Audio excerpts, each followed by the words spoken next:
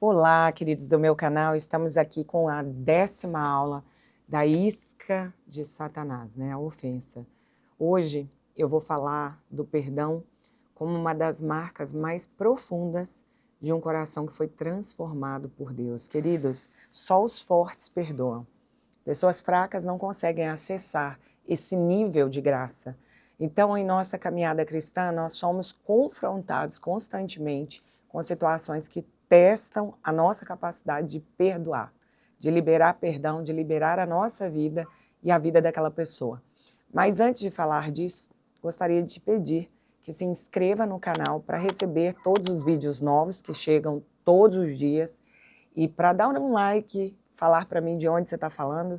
Quero saber de onde você nos ouve, de onde você nos assiste, e pode ter certeza que nós apreciamos muito a sua vida. Hoje, eu quero falar que nós estamos chegando a quase 100 mil inscritos, tudo de maneira muito orgânica, muito trabalhada diariamente. Então, eu quero agradecer você por estar conosco todos os dias.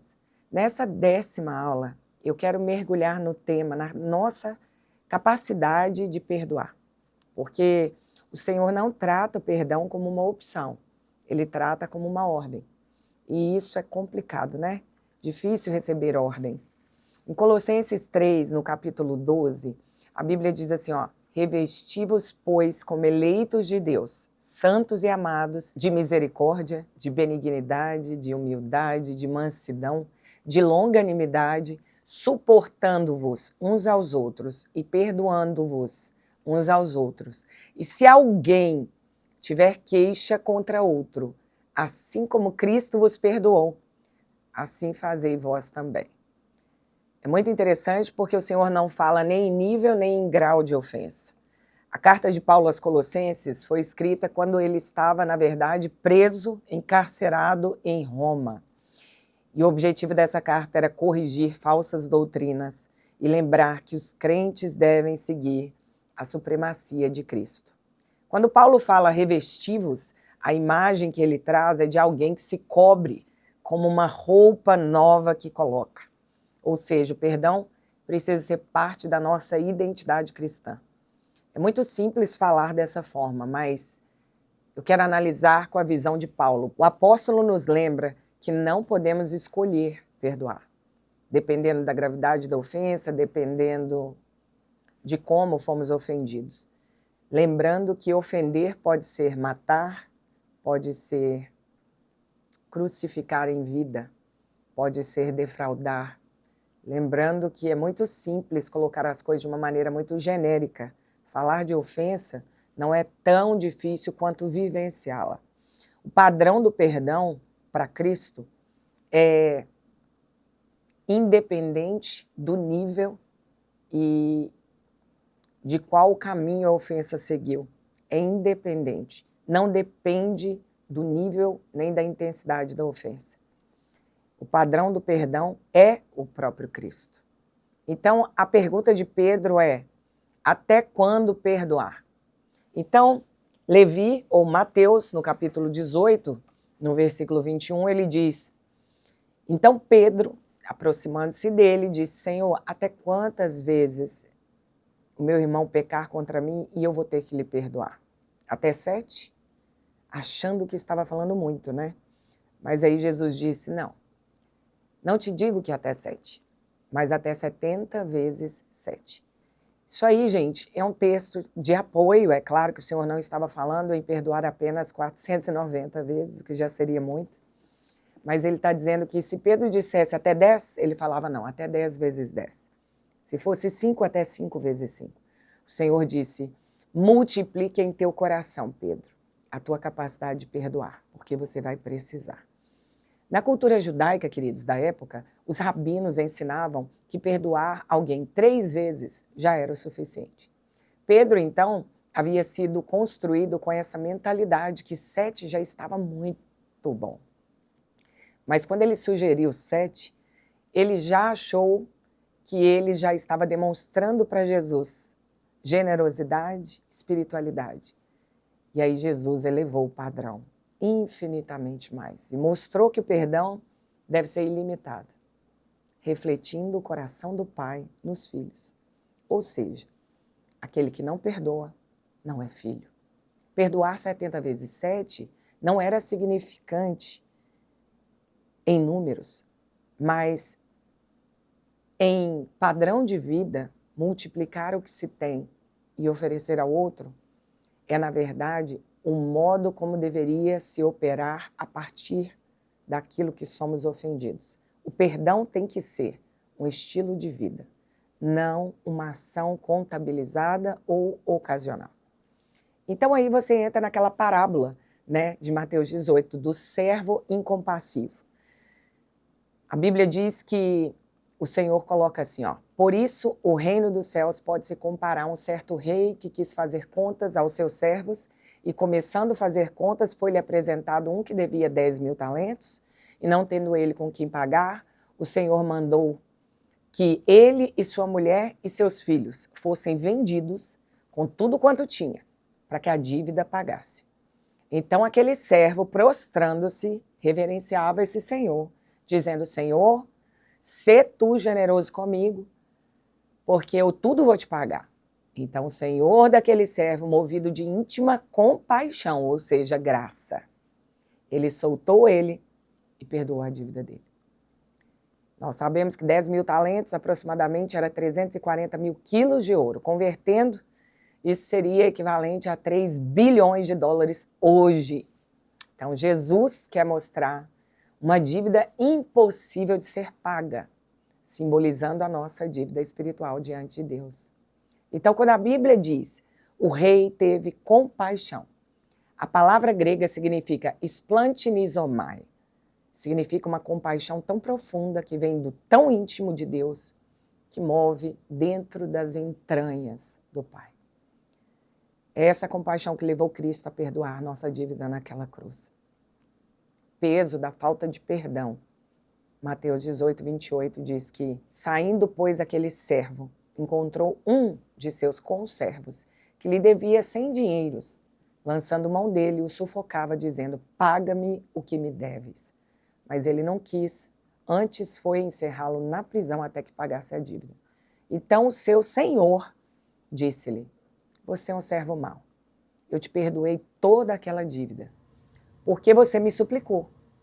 E eu não devia te cobrar isso, mas não devias tu, igualmente, ter compaixão do teu companheiro, assim como eu tive misericórdia de ti? Lembrando que 100 denários, cerca de 1/3 do salário anual do trabalhador, era uma quantia relevante, mas insignificantemente era comparada a 10.000 talentos. Então Jesus está dizendo assim, que nenhuma ofensa que alguém nos faça se compara a qual nós fomos perdoados por Ele. A ofensa pela qual já nascemos endividados. Quando não perdoamos, nós abrimos uma porta para atormentadores.